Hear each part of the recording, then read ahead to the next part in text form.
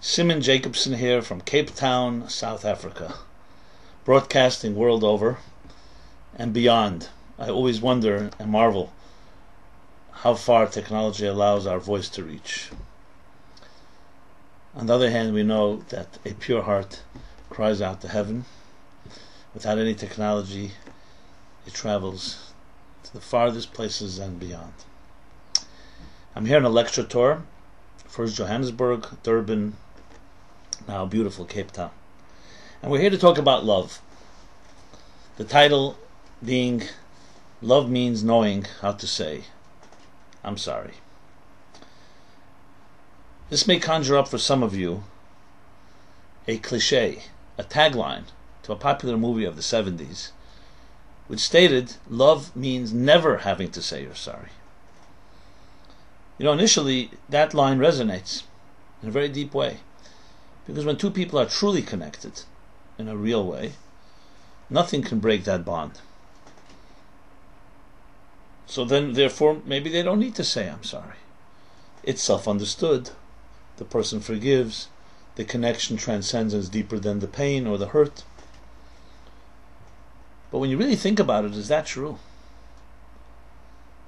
In relationships, the deepest ones, do we really not have to say we're sorry at times? If we've hurt someone. For ourselves, maybe for the other person. So we're going to discuss this in a very personal way, in a very intimate way. The reason I speak about it now is because, as you know, and I've discussed this very often in this class, time in the Jewish calendar is energy. It's a flow. It's a flow that reflects and parallels and mirrors the ups and downs of life, the ebb and flow, the peaks and valleys, the twists and turns. And throughout the year, each part of the calendar is a reflection of another part of the journey called life. So like a cardiogram, a healthy cardiogram is no straight line, God forbid. It's a perfect wave. The time, the cycle of the Hebrew calendar is the perfect wave. There are times of high times, the month of Adar, joy, the month of Tishrei, a month full of holidays. And there are the valleys. The month of Av that we're in now is a valley, the saddest part of the Jewish calendar. But the valley is not a self-contained entity. It's not a self-contained part. It's part of the flow. And when you see the big picture, you see the flow, you see the wave. It's not particles, but waves. So the part of wave where we are now, as I said, is the end of the month of Av. And we're about to go bless next Shabbat, the month of Elul. Av is the saddest day of the Jewish calendar. Saddest month of the Jewish calendar. It begins with the 9 days, which are the conclusion of the 3 weeks. The 9 days end on the Tisha B'Av, the 9th of Av. 5 of the great tragedies took place then, and others as well. 2 most prominent, the destruction of both temples, which we grieve for, we mourn.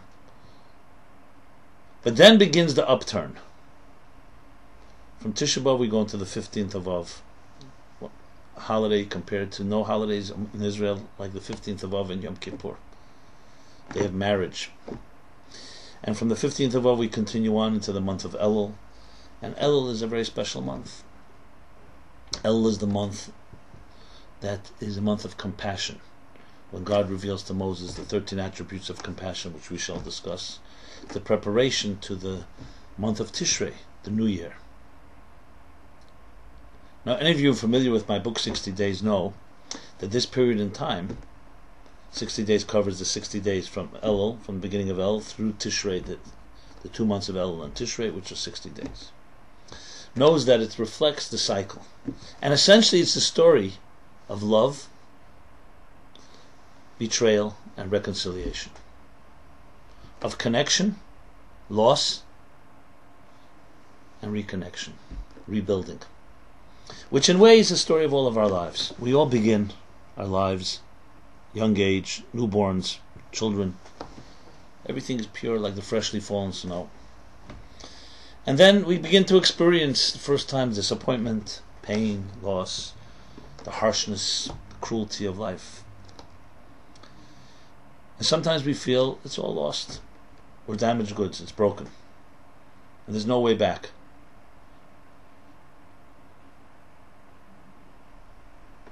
The message that we are taught is not correct. It leads us to Elul, which leads us into the high holidays, that there is reconciliation. There's a way to fix. There's a way to be stronger than when you were at the outset.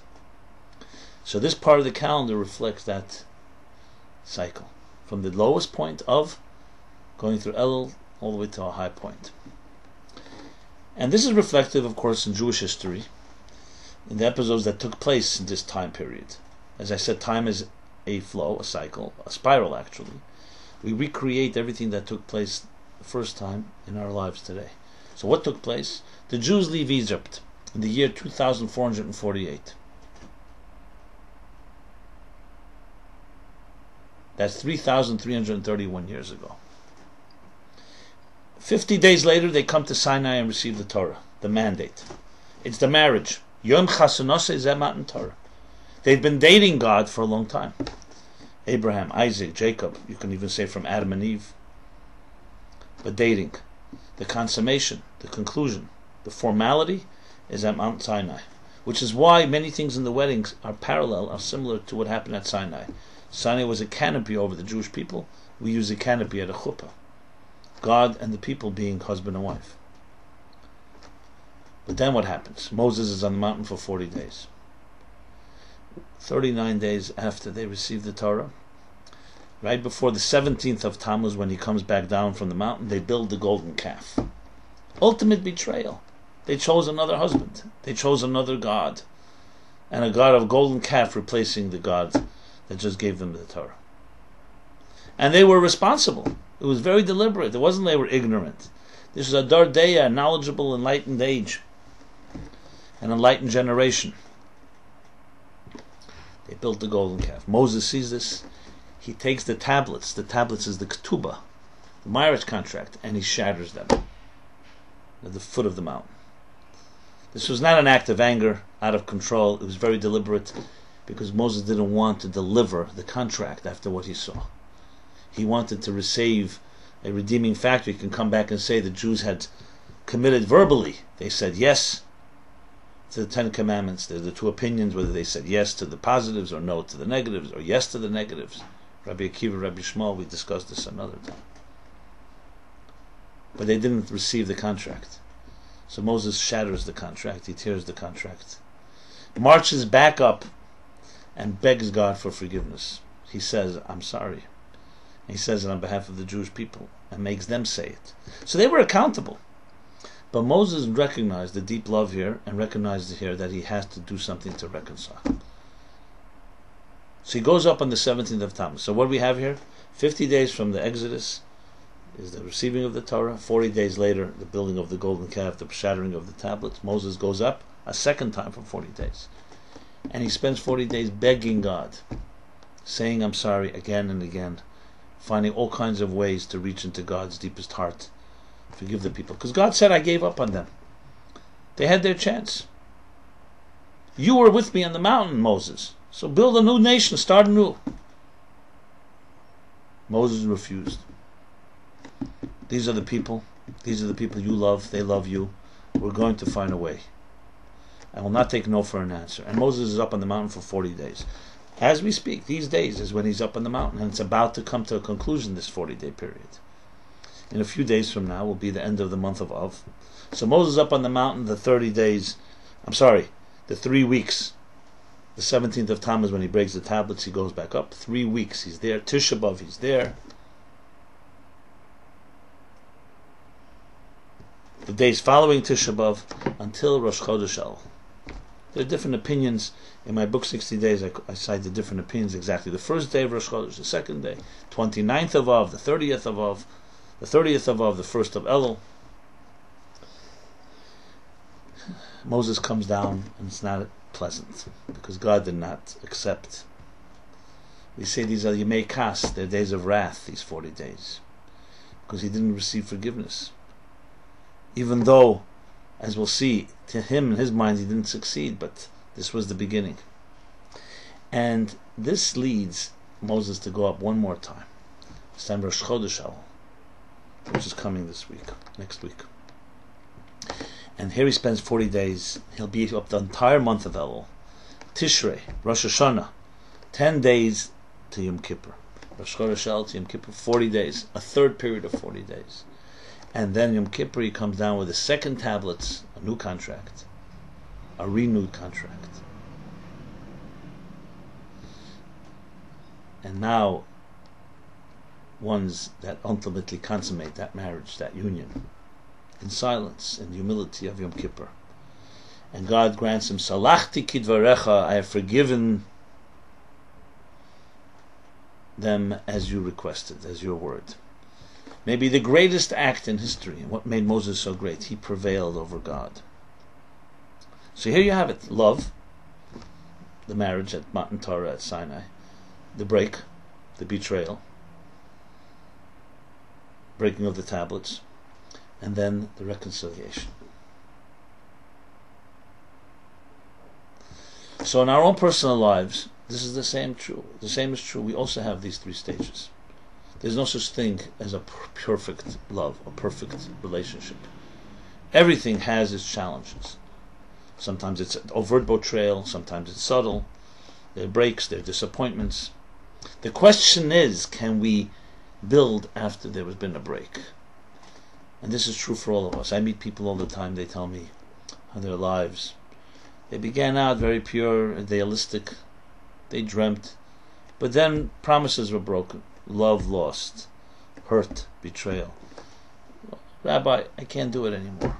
I'm damaged goods, I'm hurt, I'm drained, I'm worn out, I'm worn down. So there's on a certain level you can make that argument, because on the material level everything erodes, everything dies, everything ages. So if you think in terms of a material world, you can look at life and you say, as the Rabbeinu Bachai writes, Tinuch Mishayeled Maschalis Yavish. A child, when he's born, he begins to dry up. You don't have to wait till you get your first wrinkle at 70 or 60. Hopefully that's the first natural wrinkle. As soon as we were born, we begin to age, except then it's not apparent, obviously. But you can't be 70 if you weren't 60. You can't be 60 if you weren't 50. You can't be 50 if you weren't 20. If you weren't 1, 2, you get the idea. So aging begins immediately. So if you're subject to the laws of material life, you can make a very strong argument that the arrow goes only one way. It's a one-way street. We age, then we die. And in between become damaged and hurt and broken and worn down, etc. But we have a spirit, a soul. We have a purpose. And that's where there is no such thing as impossible. There's no such thing as it's all over. And Moses understood that. He understood the love between the people and God is so profound, and we have to do something about it. So this period in time is uniquely appropriate to talk about this subject matter.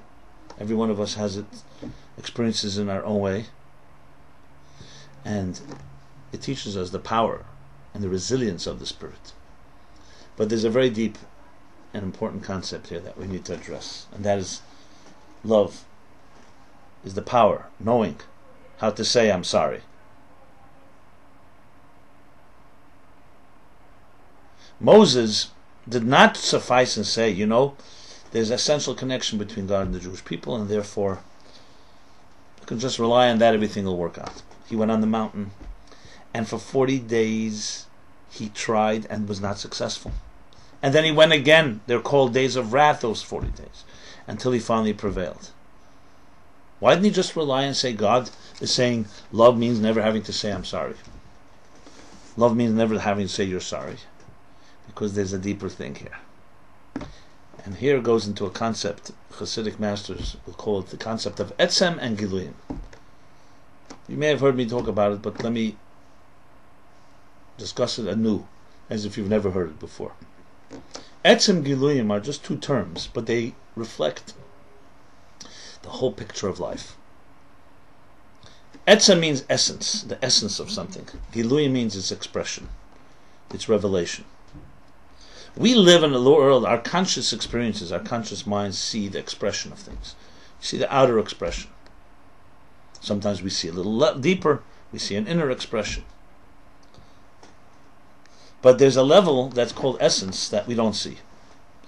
It's not just the unconscious, it's the unconscious, is all the way to the essence of who you are. The question is, can the essence be expressed? Can we express the inexpressible?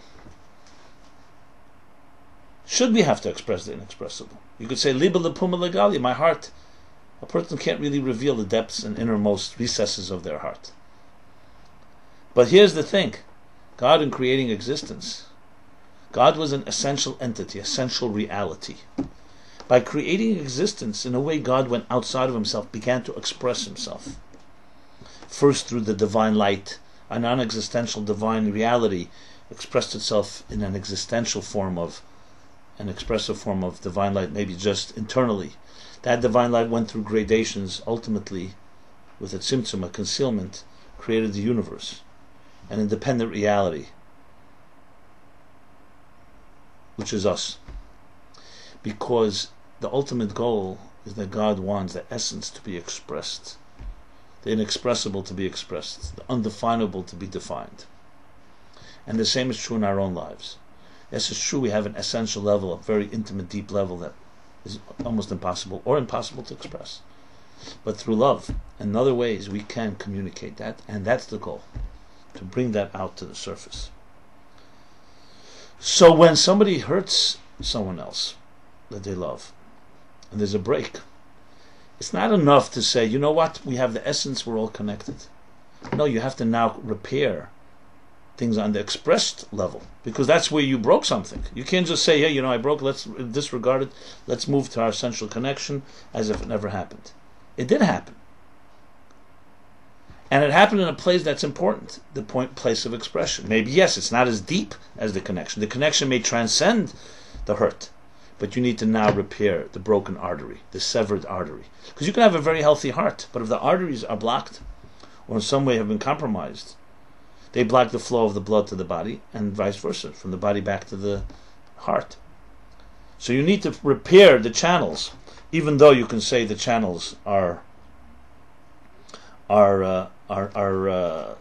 so-called external, but secondary to the essence. That's the purpose, and that's the reason that we have to also express, say I'm sorry. And Moses understood that. One of the reasons given why God created the universe is because it says, Legalish shleimus keichosef, to reveal the shleimus, the perfection, the completeness of his abilities, God's abilities. So the question is asked by the Ramak and others. Well, the question is asked based on the Ramak, the Pardes, Rav Moshe Karaviro. Ein koyach chaser peil, l'mayla. God is ein koyach chaser peil, means that his potential does not lack the actual. In our case, because we're limited human beings, when something is on a potential state, okay, potential musician doesn't mean he's a musician. A potential wisdom is not wisdom. So we need to actualize it. But in God's state, who's a total state of full, complete perfection, his potential is as if it's actual. There's nothing missing. Yet he still wanted to reveal that potential. That means there's something about expressing the inexpressible, about expressing that which is within. Even on a divine level, definitely on ours. So when something is not expressed, there's something missing. There's an important dimension missing. And it's ultimately the purpose of creation. So the idea that in God's essence everything is perfect, okay, but that's not a relationship with the people. Now that the people had betrayed him and built a golden calf, that needs to be repaired. And that's not just a technicality. It's because if God the essence, he wouldn't have created the whole thing. There would have been no love, there'd be no betrayal, there'd be no reconciliation. You don't need it at all. You have God in his essence and he doesn't need anything else. But the purpose is that God wanted an expression, wanted a relationship with something. And that relationship, if that's severed, needs to be repaired. And that's where saying I'm sorry, apologizing, not just apologizing with words, but actually doing something about it, repairing, fixing, is a critical part of the process. And Moses did say I'm sorry many times. And that is the process of what happens in the month of Elul, in those last 40 days, where the expression is corrected so we can enter into the high holiday season. So in that sense of the word, there's a certain type of need for us to be able to also find that ability to express the inexpressible. And this is the essence of what love is really about. So two people can love each other very fundamentally in a very deep way. But if something gets broken, the repair has to be in the place where it was broken. You can't just ignore it, as I said. And even psychologically, you hurt someone that you love deeply, you say something to them, you have to be able to say, I'm sorry. You have to be able to some way, through gestures and other ways, repair that. And when you do that, you can build something even deeper than what was there in the first place. That's what Moses understood. And that's why it took 80 days for reconciliation, and it was only 40 days for receiving the law. To build love, 40 days. But to fix after it's broken, after it's been betrayed, 80. Why? Because tshuva is not just, let's forget what happened. It's preparing it in a way that does not allow it to break again. There's a halachic law that says, shtar sheyotzo lav irur. It's also a law that, in secular law, a contract that was challenged, and then it's appealed, and upheld is stronger than a contract that was never challenged, because it was challenged and it was upheld. So in secular law, maybe more than one appeal, a few appeals, but ultimately the Supreme Court, the United States Supreme Court, that's the final appeal. And if they uphold it, it never can be challenged again. So you see, a strength comes through crisis and through breaks that is not there in the first place. When you rip a string or a rope and you retie it together, you're not enough to just retie it the same way. You have to double, triple the knot so it shouldn't break again. And the same thing is in every possible way, because it's not enough just to, now when it's broken, you want to do something that's stronger to make sure that it doesn't happen again. So the month of Elul, and the 40 days, the 80 days, actually achieve this. And it's interesting, so it begins in the month of Av, where there's still the sad days and Moses does not get the response he wants. But within that is being born the forgiveness and the love.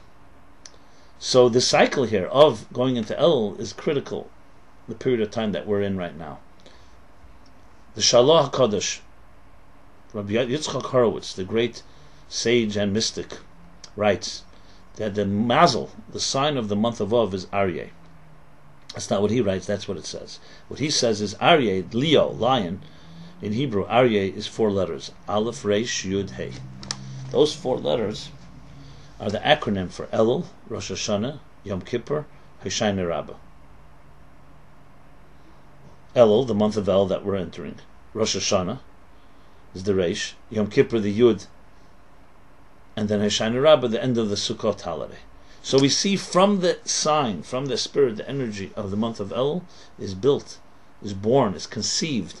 The month of Elul, Rosh Hashanah, Yom Kippur, and Hoshana Rabbah. That's amazing. It's not just, okay, something sad happened, there was destruction, and now we move on. No, that destruction is part of the cycle. Remember the wave? The dip is part of the crest. It builds toward it. It's actually the conceiver of it. So we have here 2 things going on at once. On one hand, the destruction actually builds. You have to raise a building, R-A-Z-E, in order to build a bigger one or a better one in its place. But the raising itself is destruction. Even though Rabbi Akiva laughed, as we discussed last week, when he saw the desolation and the wilderness of the Temple Mount, he still sat Shiva. He still cried and he still mourned and grieved over the destruction. Because on a conscious expression level, Giluyim, the temple was destroyed. That even affects the essence. Even though the essential connection remains. So even though Mashiach is born in the throes of the abyss, in the darkness, when the flames were rising at their highest Tisha B'Av afternoon, the 9th of Av, the Messiah, the redemption, the salvation is born, but it's still a destruction on a revealed level, and that's critical. And for now 2,000 years we're still grieving over that destruction. So we don't just say, oh, the essence is intact and everything is fine. That's true on a deeper level. But you have to do something to connect to that essence, because we live in a world of not essence. We don't live in a world of essence. We live in a world of a conscious, expressed world, a world of definition. And that's the second half of it. So Av on the external is a grieving, but it gives birth to. And God doesn't respond to Moses in the first 40 days. First, that is the first time he goes back after the 17th of Tammuz. But it gives birth, because you need to have that remorse, the regret, the sadness. And Moses had to feel that it wasn't easy, because this is work, hard work, to reconnect infected arteries, unblock them to connect to the healthy essence. But it gives birth to it. So it's really like a paradox, this period that we're in right now. The end of Moses is right now in the mountain for a few more days, and giving birth to Elul and the compassion of Elul. And all that Elul will bring, Rosh Hashanah, Yom Kippur, and Hoshana Rabbah, which is the reconnection, the reconciliation. So within the destruction lies the birth of the growth and the building, but you have to recognize that as destruction and cry over it. You have to say, I'm sorry. Even though, in essence, the connection remains intact, because on our level, we need to do what we have to do. And that's the process of tshuva and the process of reconnecting.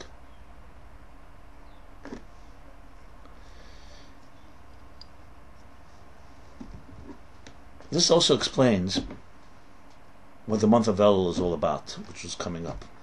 You may have all heard the example from the Alter Rebbe, Reb Shneir Zalman. Month of Elul is the king is in the field. King is in the field.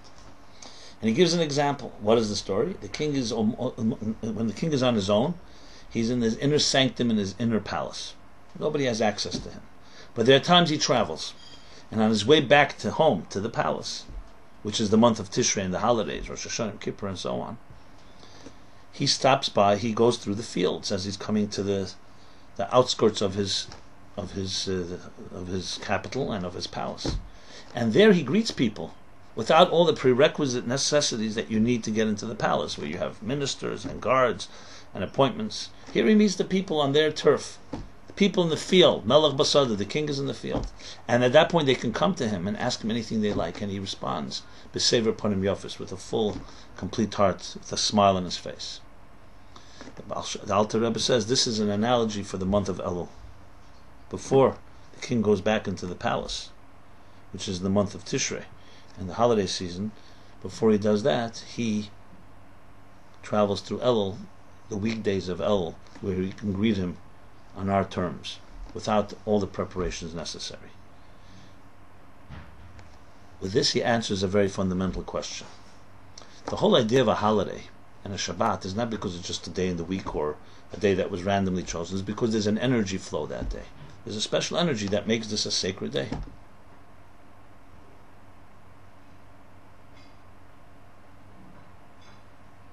So the question is this. The month of Elul also has that sanctity. The 13 attributes of compassion are revealed during this month, as was revealed to Moses when he was on the mountain. So because there's a special flow of energy, why is this month not the month of holidays? Why is it a weekday? The weekdays. And his answer is with this analogy, because God is coming. There's a revelation, but the revelation is in the week. It's in the work week, in the field, on our terms. So Rosh Hashanah Yom Kippur, you have God in a revelatory way. It's also expression, but it's expression in the terms of him as God is in his palace. In Elul, you have the expression, but it's on our terms. We're still in our weekdays. But that's where we do the work. The place where the damage took place is not only in the palace, it's everywhere.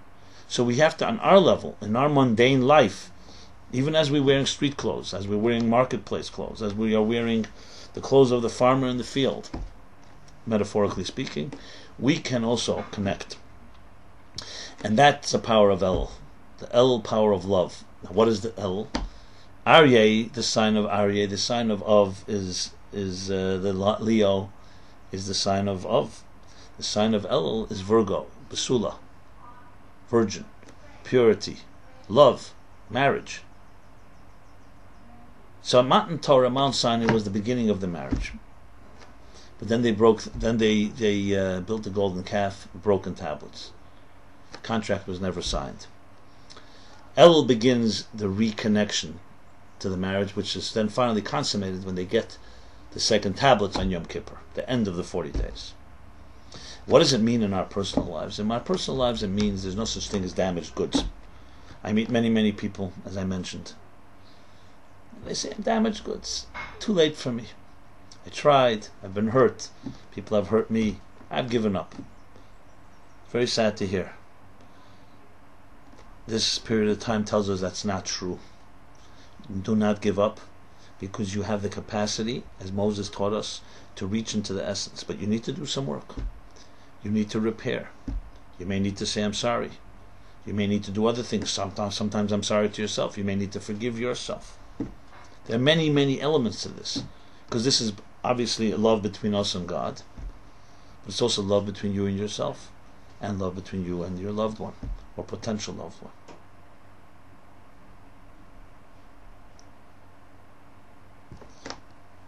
The fact is, we each have in some way betrayed ourselves. The story goes, as we know, when Adam was in the garden, so before they ate from the tree of knowledge, they were naked, like newborn children, not conscious of their sexuality, because there's nothing wrong with it. God created them. It was a seamless flow. God created your soul, your body, your sexuality, all pure. But then when they ate from the tree of knowledge, the first state of dissonance took place.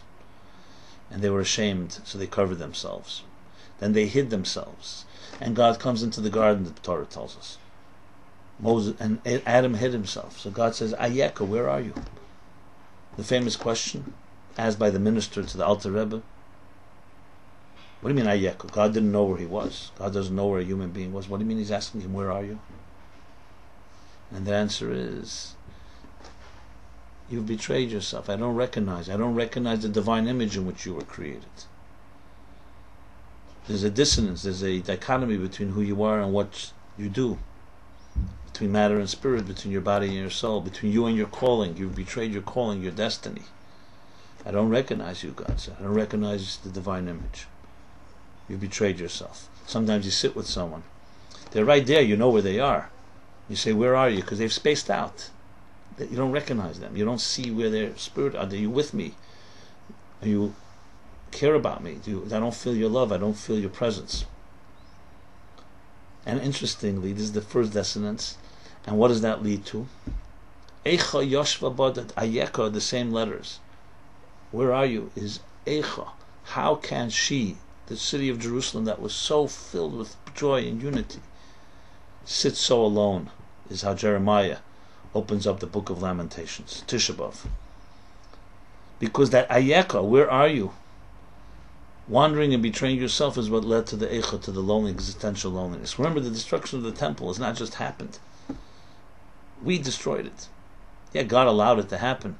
But once there is a split between heaven and earth, and material world is not a keli, a container for God's presence, v'shachanti b'seicham, which is, I will rest among you in this temple, we no longer can rest. The temple, the Meshchina can no longer rest there. So in a sense, by us disconnecting, God disconnects. The essence remains there, but there's a disconnection, a fundamental one. Where are you? So betraying ourselves, and then it comes down to obviously betraying God, betraying others. So the reconciliation has to be to reconnect to yourself. You have to say, I'm sorry.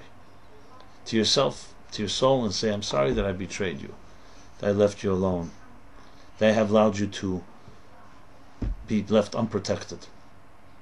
That's what the power of love is. Love is a nurturing factor. Just like a garden needs water and a flower needs to be nourished and nurtured, our souls need to be nurtured through love.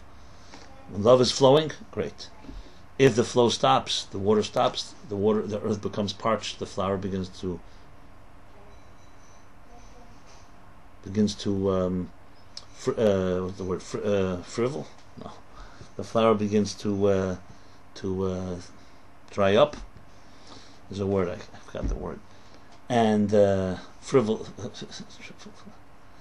And we need to then not just water it, you need to water it twice as much. When you wander away from yourself, it's not enough just to go back to the regular. You need to put twice as much energy, because you've gone so far, you have to now put twice as much energy to bring it back. The 40 days and the 80 days. We need a lot more work. And we need work to reconnect. So the essence remains intact. There's a spark of life in there. The pilot flame is on, but it's not fanned. It's not expressed. And that's where we need to do the work with ourselves. Each of us who's gone through life has gone through our own challenges. I sometimes feel I've betrayed myself. Yes, I may have accomplished some things, but there's certain things I have not. And the answer to that is not just enough to feel bad or say I give up, is to do something about it, to work hard of bringing out that expression. Not allow age and other factors to wear us down and say and give us the delusion you can't do anything about it. Or the more things change, the more they stay the same. So, we're in this period of time that gives us special energy. It gives us the power to fix, to reconcile, and that is the purpose of existence. As I said earlier, the essence on its own doesn't need all this. But still, the essence felt it needs to be expressed. And in the world of expression, there's possibility for disconnects. And when there's a disconnect, you have to reconnect, and that takes effort. And then you do have to say, I'm sorry. So in the final equation, the final analysis, do you have to say, I'm sorry? Yes. Even though the connection may be there, you still need to say it. You still need to express it. You still need to find other gestures. It's not just the words. And of course, this also means not lip service.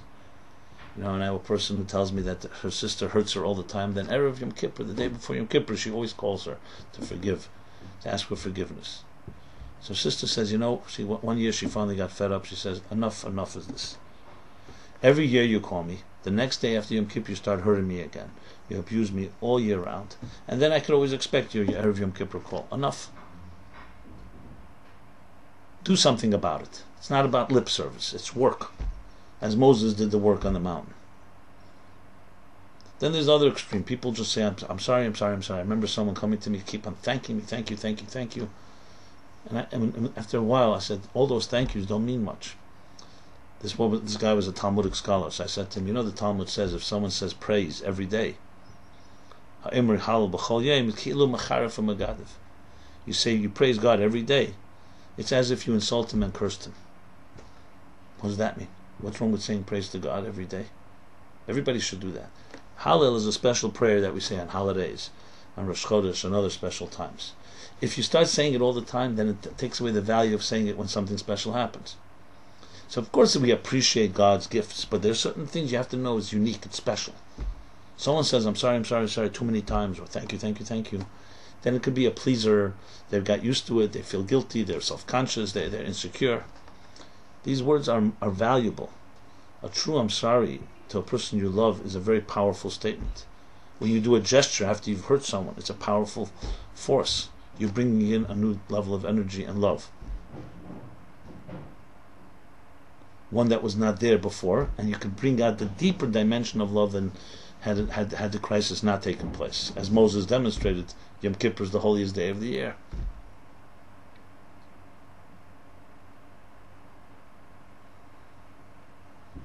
And that's the value when you say something like that to someone who you care about. You show that you're accountable. Because real trust is not built on perfection. It's built on accountability. There's no such thing as perfection. If you expect to say, I'll trust someone because they're perfect, they never make a mistake, you're going to be sorely disappointed. Trust is accountability. When there is a mistake, even in a world of mistakes, you bring tikkun. And that, in a way, is the purpose of existence. Perfection is only in God's domain. The essence of God is perfect. But God wanted perfection not in God's domain. He wanted perfection in a place that's imperfect. So it's hard to fully understand whether this makes God even more perfect, because obviously perfection is perfection. But there's some desire, some deep dimension, beyond deep, unfathomable, that is expressed when in a world of imperfection we create tikkun. We repair a broken thing. We repair a world that potentially can be broken.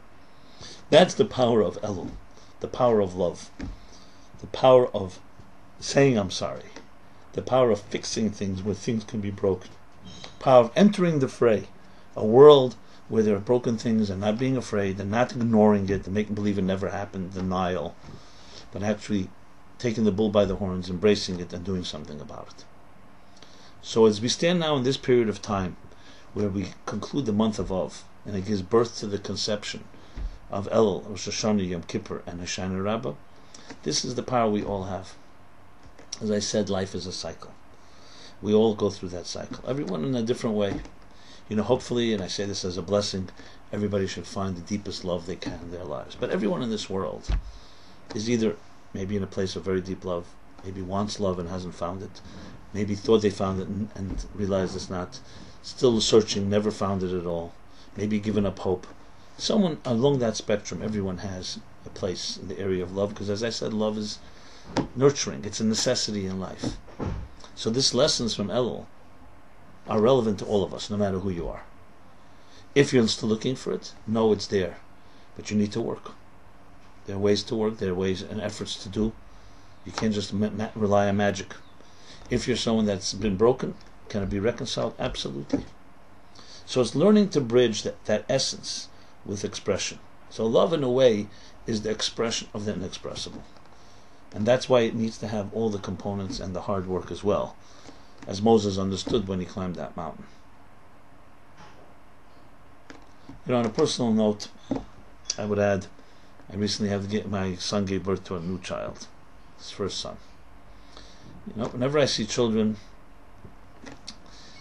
any child, but when they're close to you, you see them more often, you look at them more often perhaps. I learn lessons about us. You look into the child's eyes, you look at that free abandon, relentless energy, looking at everything's beautiful. Yeah, a child cries, maybe in pain, but it's all temporary.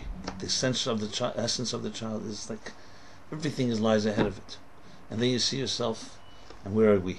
We were once that little child. So it's about connecting to that.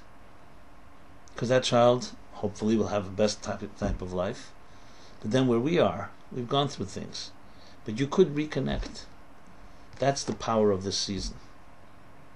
And every year has its own energies. As Elul comes, no matter what happened yesterday, last year, we all do our reckoning.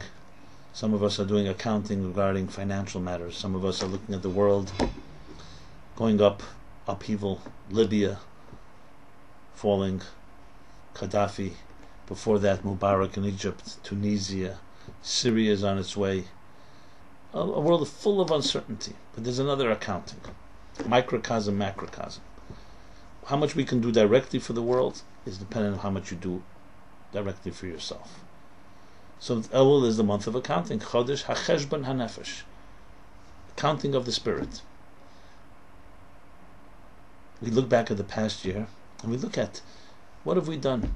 What things have been broken? What has not been fulfilled? What can we now fulfill?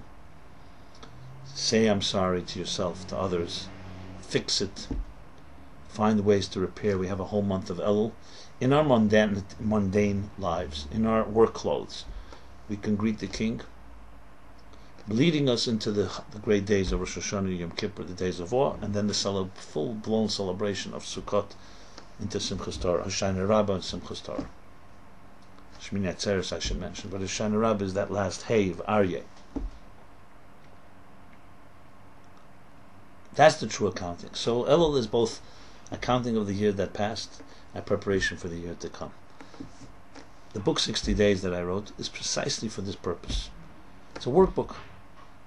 Because I realized that how every day of Elul and Tishrei can provide us with tools, exercises, techniques, the work that needs to be done. So I highly encourage, even though I wrote the book,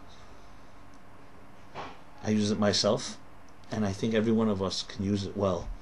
Because it really gives you the power, the ability to work on yourself in a step-by-step way, not in generic platitudes.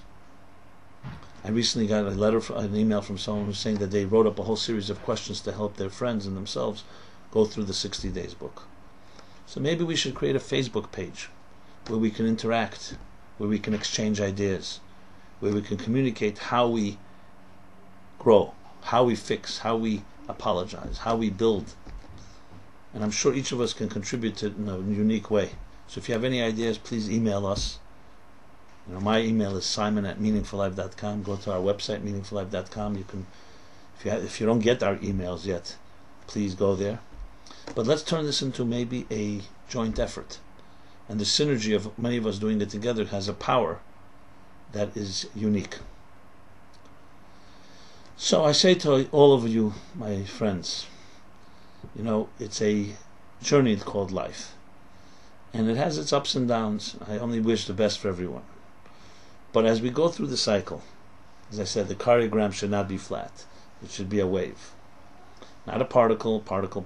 It should be a wave. One flow. And it's a wave that continues, it's a continuous wave. That is the wave of our lives. And we have to understand how to ride the wave, how to know when to turn, how to know how to crest, and as we reach the peak. It's a balance, it's a dance.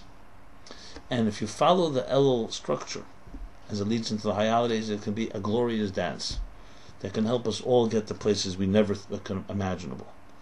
Because you don't fight the difficulty. You work its way, you work through it. You humbly acknowledge its power. You do say I'm sorry when necessary. So the ultimate love story is the story of Elul and Tishrei. The story of love found, the story of love betrayed, the story of love refound. In a far deeper way. Both the essence of God and our essence is enriched through Yom Kippur.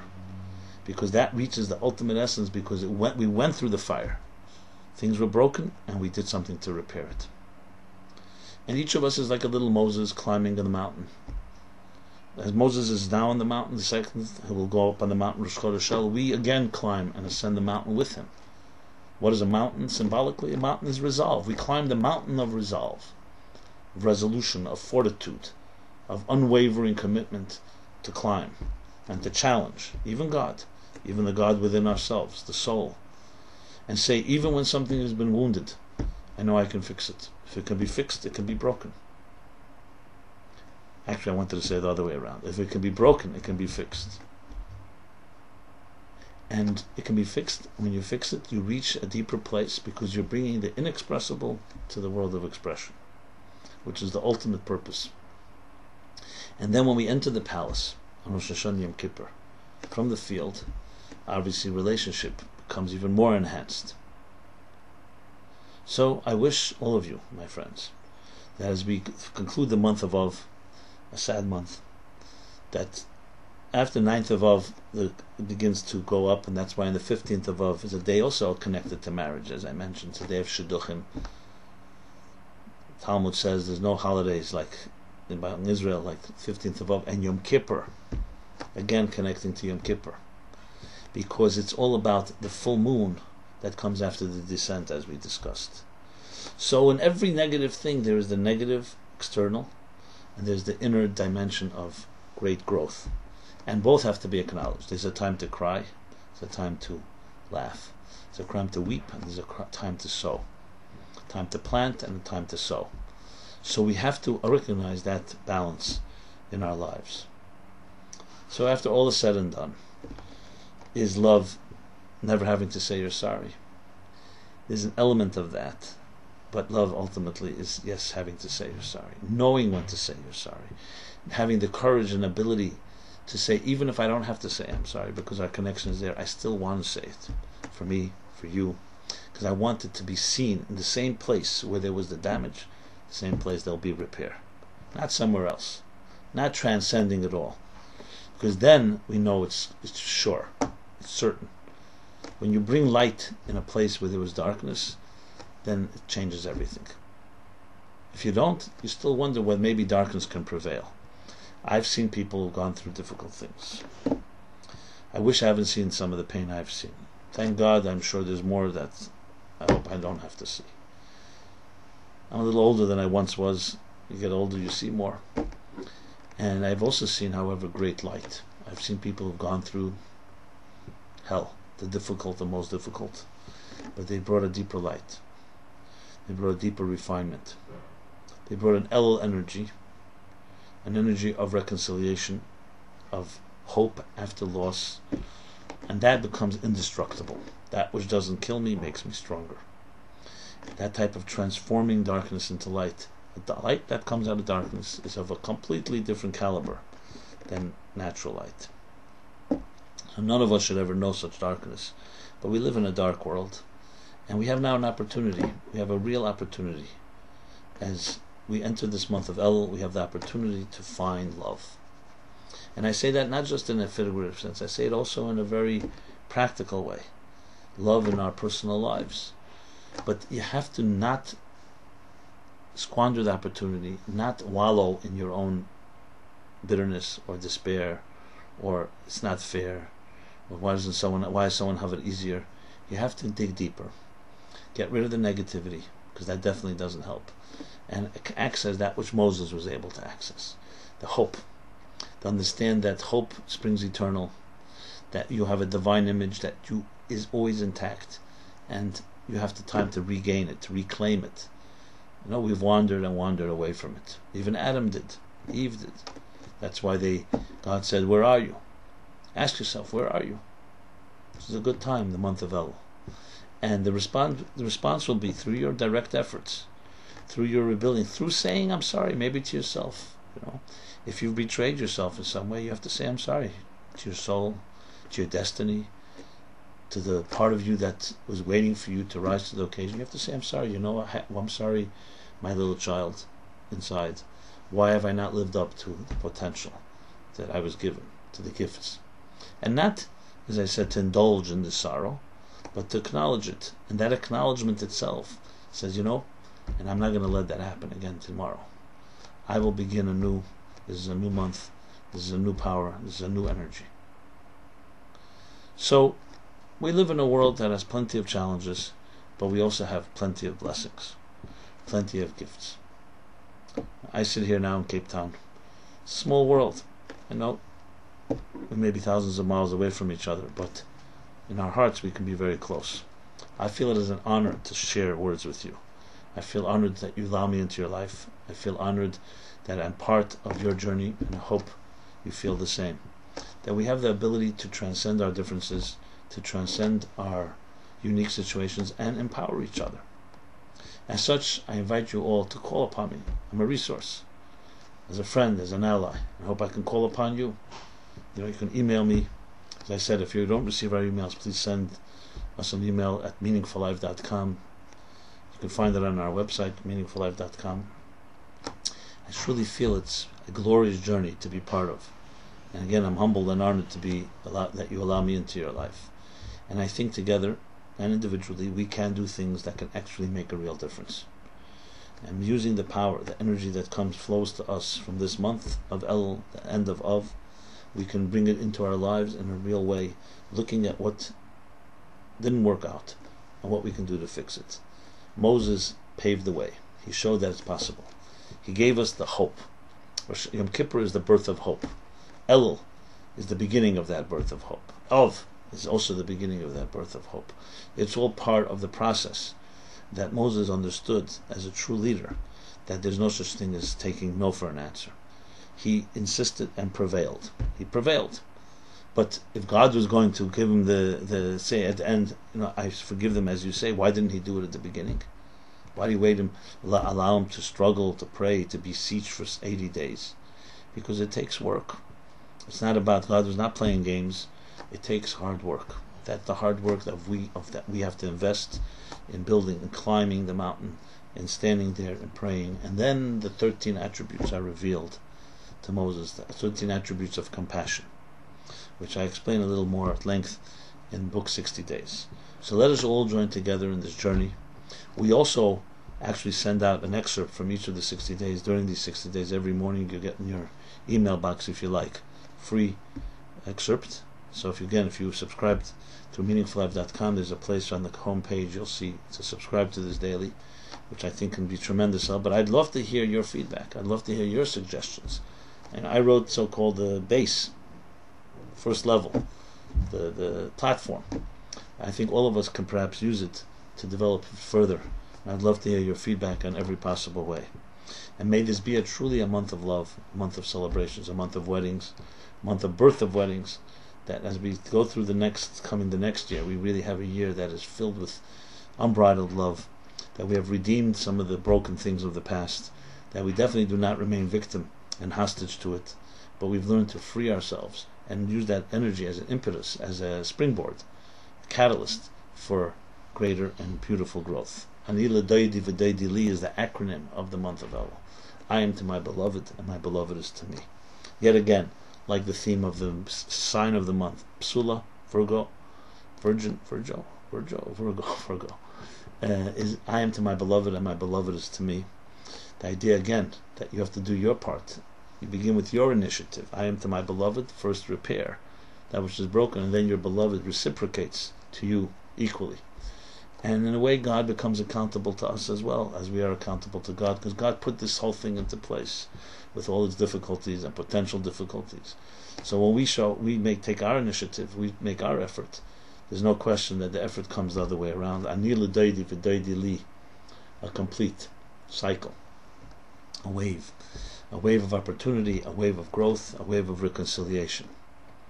So, with that being said, I want to bid everyone a very pleasant evening, pleasant morning, pleasant afternoon, wherever you may be in the world, and hopefully can take some of the strengths of what we've discussed here, the power of El for yourself, share it with others, and it's an honor, as I said, to share a few words with you.